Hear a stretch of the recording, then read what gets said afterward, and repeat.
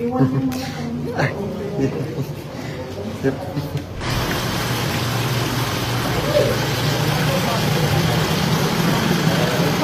Ano, nakakatawa sila. Ay. Why did you disappear? Rekwento kami about Margie and Tony Boy. Kasi nakita niya yung cake sa madudududo. Ay, oo! Grabe! In-invite kayo sa akin. Nangyari yan sa akin, di lang kayo na. Tapos nandun kami sa peninsula, dami-daming tao. I got so many people talaga. Tapos sabi ko, ay, bakit ganyan? Hay, ganyan mo na sa hospital, ginagayan mo siya. Tapos sabi ko, hay, wala yan, ganyan. Tapos kain siya ng kain, puro mga dugo. Gross! Ay, dito na kayo pakinggan. Oh, yes. Ano ka rin na yun, pag ka naging girl. Ngayon. Sorry. Ito for protection daw. Ito for... Excuse mo na kami. Para daw ako. Iwan mo muna kami. Okay lang. At kagaya ng ating nababasa ninyo ating title, VP Inday, 59% approve at 61% ang tiwala. Napakatindi po nito, napakataas po nito.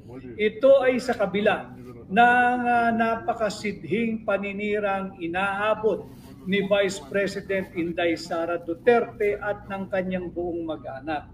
Yan po, ito'y sariwang-sariwa. Ang kanya pong approval rating, ang approve kay VP Inday ay 59%. Napakataas po niyan, 59%. At ang kanya pong trust rating, yung may tiwala po ba? Ang may tiwala kay Vice President Inday ay 61%.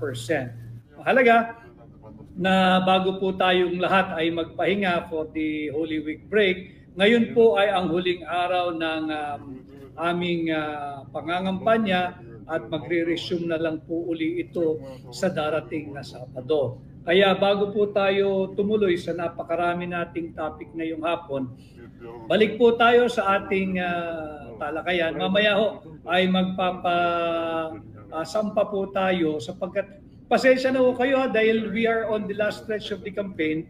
Much as I want to do this every day para meron po tayong diretsahang pag-ugnayan, talaga po mahigpit yung schedule, lalo na nung mga lugar na mahina po yung internet connectivity. At yung iba naman ako'y inaabot na sa daan, sa biyahe, mas lalo hong erratic or unstable yung ating internet connectivity. Pinangako rin yan ng kasalukuyang administrasyon bago kami manilbihan way back in 2022. Hanggang ngayon, spotty pa rin yung serbisyo ng mga internet service providers.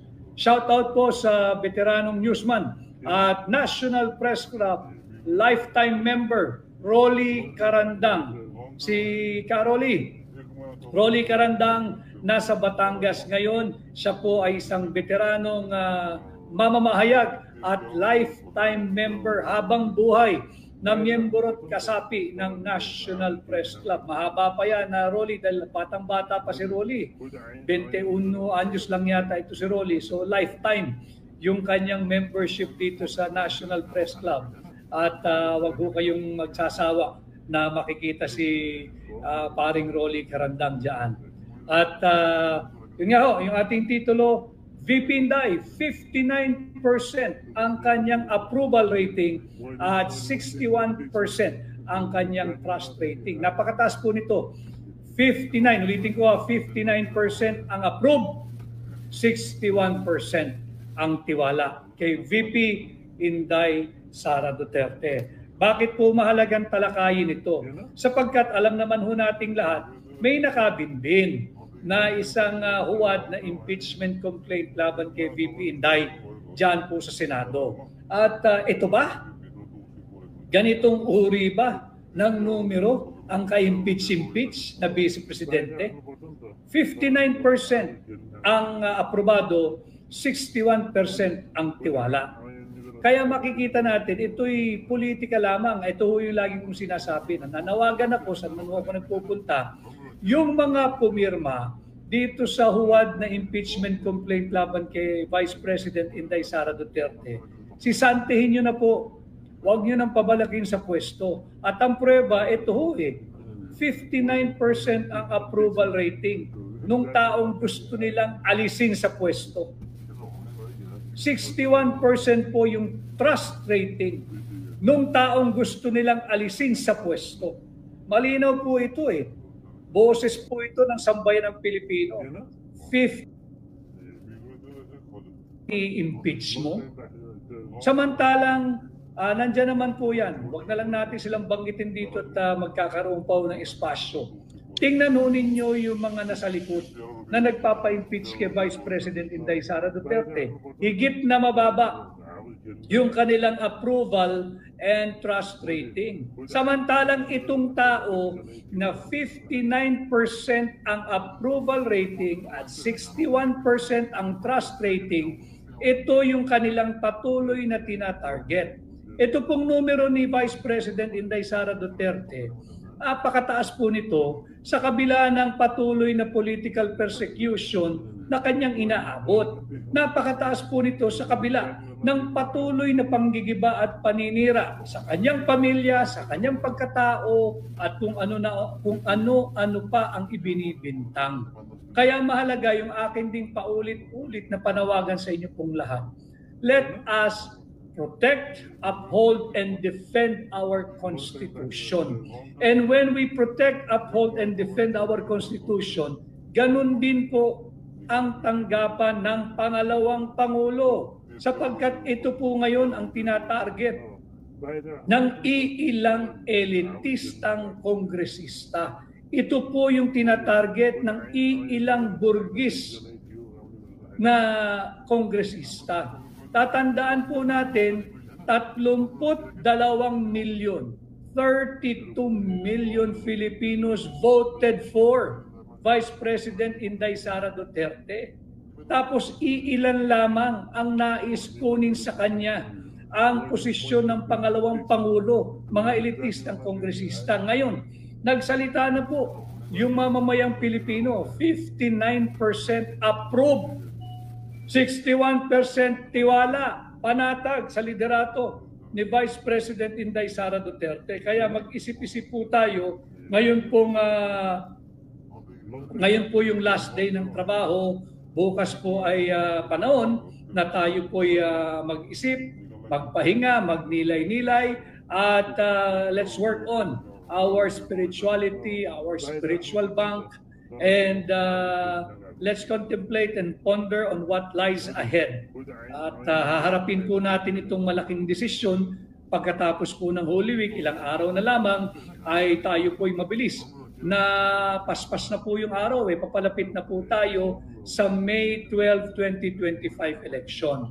Ito po yung mga mahalagang usapin na dapat nating pag-ukulan ng panahon at pansin at gamitin din pong batayan kung sino po ang dapat sisantihin na diyan sa mababang kapulungan. Sisantihin na rin po sa Senado yung mga ang ginagawa lamang yung magmudmud ng ayuda at magpasa ng budget kahit di binabasa yung mga blanco sa Bicameral Conference Committee report.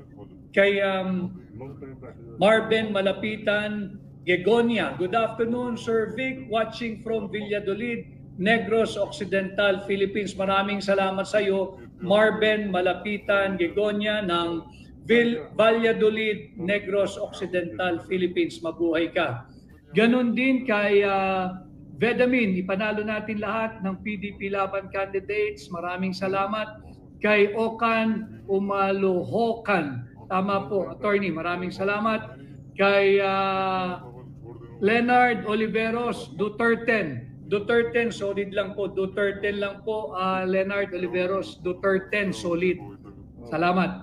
Ganon din kay Relena _Peach Kurt Serowing. Go Sir Vic, maraming salamat. At kay Rose Reyes, good morning po Attorney Vic, wish ko sa Diyos na manalo kayo. Maraming salamat Rose Reyes, watching from Riyadh. Kay Lala Tolorio Blake, Congratulations, VP. Yes, congratulations, Vice President Inday Sara Duterte. God will bless you and to all the Filipino people. Maraming salamat. Si Honald Lano Ramasamar. Honald, mahirap yung pangalan mo, si Ginoong Ramasamar. Hello po, attorney watching from Qatar. So yan po mahalaga natin pag-uusapan, kagaya nga po na sinasabi ko, ito po yung huwad na impeachment. Sa pagkatatandaan ho natin, balik tanaw tayo, meron pong naunang 3 impeachment complaint laban kay President Inday Sara Duterte. Yung sumampa po sa Senado, yung pang-apat. Kaya ako sinasabing ito'y unconstitutional, illegal, and invalid. Meron po kasing naunang 3 impeachment complaint, maalala ho ninyo. Tapos ito'y pang-apat lamang. In terms of time, yung sequencing ho ba, anong nangyari doon sa impeachment complaint 1, 2, 3? Bakit yung pang-apat ang umabot sa Senado?